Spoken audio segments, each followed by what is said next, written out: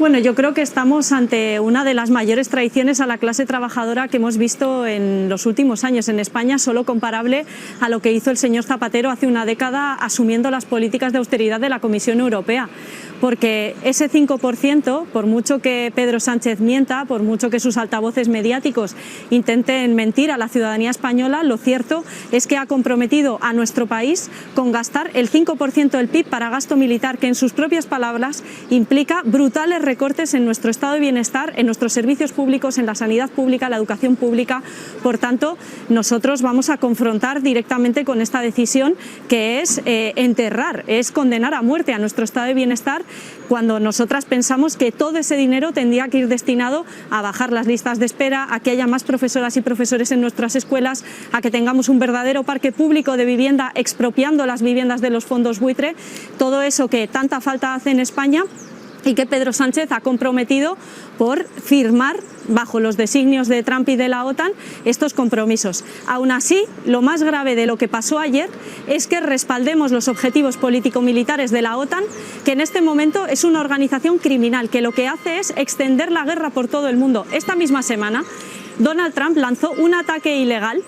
a Irán. Y eso se hace con el beneplácito de la OTAN, y eso convierte a nuestro país en un objetivo, nos pone en terrible peligro, porque las bases de Rota y de Morón, que están en suelo español y que utiliza Estados Unidos logísticamente para esos ataques, nos convierten en un objetivo. La gente tiene que saber esto, por mucho que mientan, por mucho que Pedro Sánchez intente convencernos de lo contrario. Yo creo que en una lógica, y termino ya, muy de salida, de estar de salida, de saber que te queda poco y que básicamente estás preparando ya la precampaña.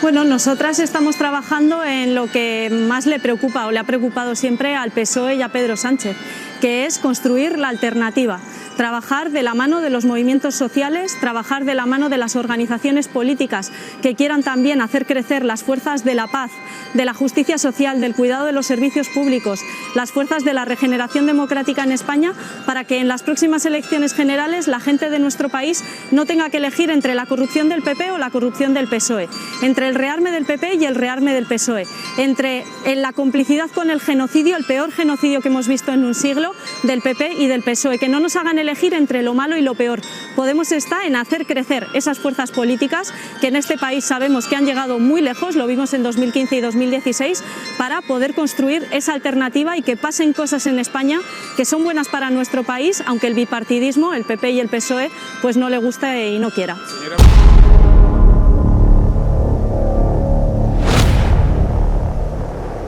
Fíjate que yo creo que solo hay una cosa que le gusta menos al Partido Popular que el sanchismo, que es Podemos. Y por eso cuando gobernaban nos montaron las cloacas del Estado, nos montaron informes policiales falsos para hacernos la guerra sucia judicial e intentar destruirnos. Momento en el cual, por cierto, el Partido Socialista miraba hacia otro lado porque se beneficiaba electoralmente de esos ataques a Podemos y fruto de aquellos polvos tenemos estos logros.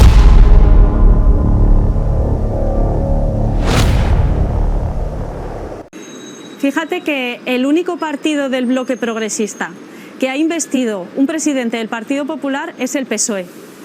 El PSOE permitió con su abstención que gobernara Mariano Rajoy. Yo entiendo el interés que hay de instalar este mensaje, pero la realidad es que el único partido dentro del bloque progresista que hizo presidente a un presidente del Partido Popular es el PSOE. Y en este momento están volviendo a repetir lo mismo. Le están poniendo, con estas políticas de rearme, de complicidad con el genocidio y de corrupción, una alfombra roja al PP y a Vox. Y nosotras nacimos como alternativa al bipartidismo, pero sobre todo como herramienta de regeneración democrática frente al Partido Popular. Por tanto, eso es lo que vamos a construir, y yo aspiro a que Podemos tenga la fuerza suficiente de poder rearticular de nuevo el bloque, porque el momento de más estabilidad y de mayor avance en derechos de la historia de este país, de la democracia reciente, fue cuando Podemos estaba en el gobierno y podía condicionar todas las decisiones que se tomaban dentro de ese gobierno. Señora Belarra, entonces hubo leyes feministas, hubo ley de vivienda.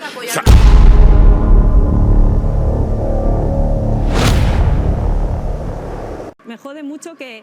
mientras yo estaba partiéndome la cara para meter la protección de los desahucios, para intentar que saliera de una vez la ley de vivienda con la regulación de precios del alquiler, el señor estaba yéndose de putas y metiendo la mano en la caja. Pues ¿qué quiere que le diga? La historia pone a cada uno en su lugar. Nosotras estábamos partiéndonos la cara para que hubiera políticas sociales sin precedentes en España y otros pues estaban haciendo lo que estaban haciendo. Yo pienso mucho en aquella frase que dijo el presidente del gobierno de que algunos amigos suyos de 40 y 50 años se habían sentido incómodos por el discurso de la ministra Montero y de sus políticas feministas y claro, pues uno se empieza a explicar las cosas cuando pasa el tiempo, ¿no? Evidentemente que les molestaba la ley solo sí es sí, les molestaba la ley de derechos LGTBI y ley trans y le molestaba que estuviéramos poniendo el debate sobre la violencia sexual y sobre la libertad sexual de las mujeres encima de la mesa, porque efectivamente esto cuestiona las vidas personales de muchas personas y de muchos hombres que en este país se han protegido entre ellos en sus pactos de caballeros y que han mantenido el silencio sobre prácticas que son absolutamente repugnantes.